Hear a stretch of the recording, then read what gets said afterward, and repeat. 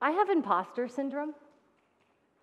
I wonder who I am to be making a speech about anything, not alone theater and social change.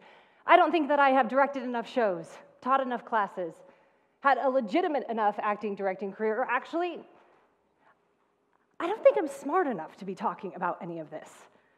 And also, I don't like change. I like to hide. I like to pretend that everything is okay, especially when things are hitting the fan, especially when things are outside of my control. Raise your hand if you can relate. And yet, I became crazy passionate about a play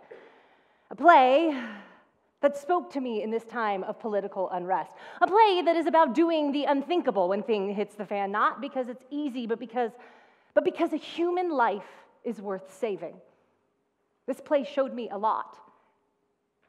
It showed me that I might not be the person to go out and protest. I might not be the person to get angry and write hundreds of emails to my representative, but I am the person to fall in love with the story, become so passionate about it that I demand that the Kent State School of Theater and Dance Season Selection Committee choose it and do it, and furthermore, I demand that I direct it.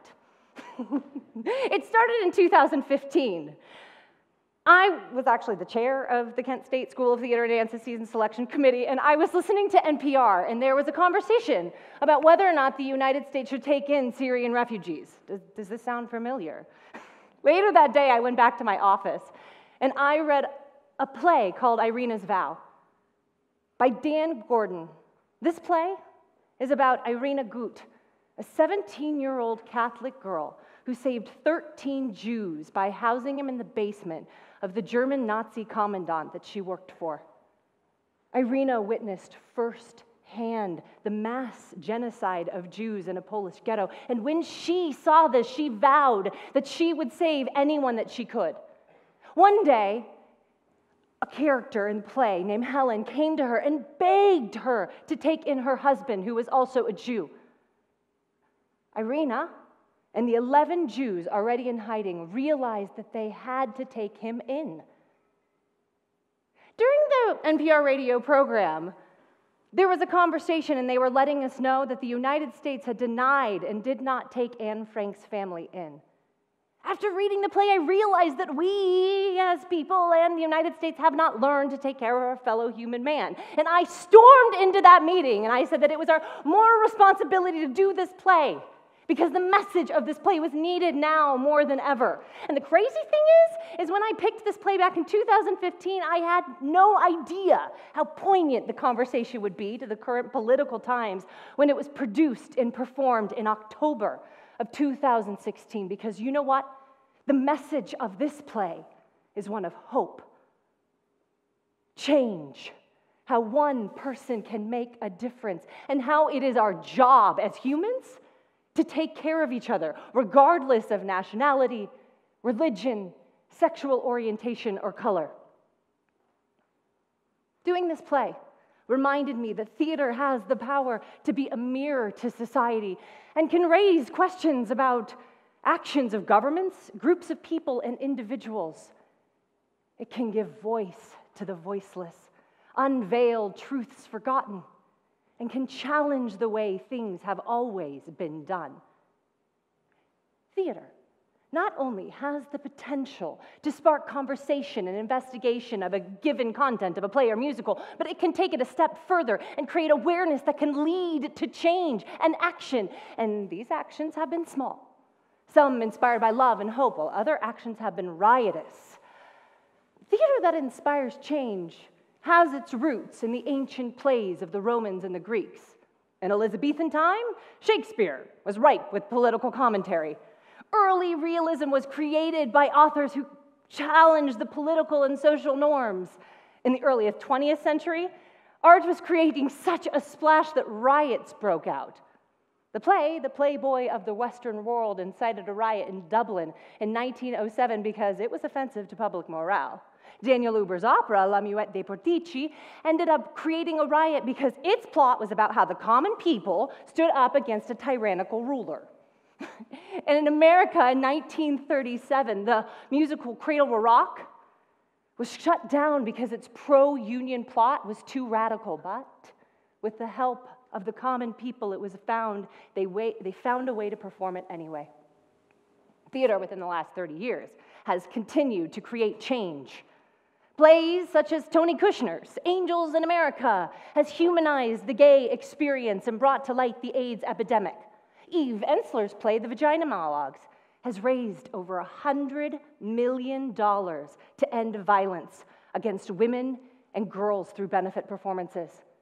And currently, Hamilton is inspiring people to stand up for immigration and race. There are also documented cases where high school teachers are using it to get their students interested in history. I truly believe that theater can inspire change on the macro scale, like Hamilton, but also on the micro. Like a single production of a play that took place at a university in Kent, Ohio. Irina's vow may not have inspired a riot. But like Hamilton, it did inspire critical thinking, evaluations of one's own belief and hope.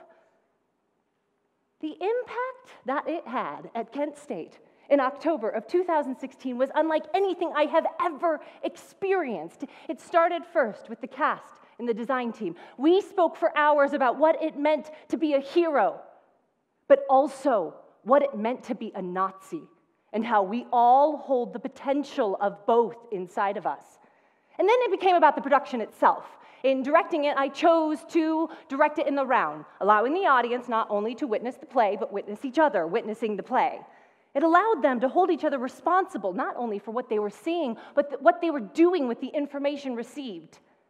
And then it became about Jeannie Smith, Irina's daughter. Back when I had gotten the okay to direct the play, in my excitement and my research, I found Jeannie's email through the website about her mom. I sent her this crazy, zealous email saying how excited I was to be directing this play, and she kindly offered to come give talkbacks to us here at Kent State like she did after every performance when it was on Broadway in 2009. I had no idea how powerful this was going to be. After the play, Jeannie let the audience know what Paul Harvey used to call the rest of the story. She talked about what happened to her mom and the German commandant that she worked for. Jeannie said that when the war was over, Irina came to the United States and chose not to speak about anything that had happened to her until one night in the mid-'80s when she received a phone call from a college student who was doing a random phone survey asking if people really believed that the Holocaust happened, or if they just thought it was propaganda drummed up by Jews to gain sympathy.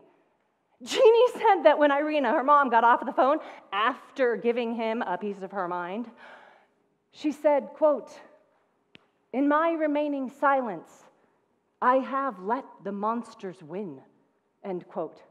She said it became her mission in life to speak to students about standing up against bullying, to speak to them about being together, to love and to forgive. Opening night and throughout the run of the show, I had students and theater patrons openly weeping before and after the show. A professor who had their students come and see the show said that they were able to use the context of the play not only to incite discussion regarding World War II and the Holocaust, but how events like Syria, sex trade, equal rights for race, gender, sexual orientation, and crimes against humanity are still prevalent today. And a student said, quote, "The show made you question your morals and the way that you treat people. It made you think about current events going on in the country and begs us not to make the same mistake again," end quote. It seemed that the show encouraged everyone to move away from the human capacity of cruelty and savagery and instead focus on loving deeper, risking all for one another, and standing up for the most oppressive and ugly situations. When the show closed, I knew I was never going to be the same. The show showed me firsthand the impact of theater. The definition of change is to make the form, nature, content of something different from what it is or from what it would have been when left alone. On this micro scale, I can't actually honestly say that I changed anyone in directing this play. But I can say that directing this play has changed me, and it made me take action. I have called my representatives, standing up for bills and rights that I believe in. I have had in-depth conversation regarding the current political time, but most importantly, I have seen firsthand that actions inspired by love, hope, and forgiveness are actually more powerful than those made out of fear. I truly believe the theater can change. And the truth is, I still might have imposter syndrome. But I know that theater changed me. And just maybe it actually changed one student or patron at Kent State University. Because looking at Irina's life, we know that one person can make a big difference. Thank you.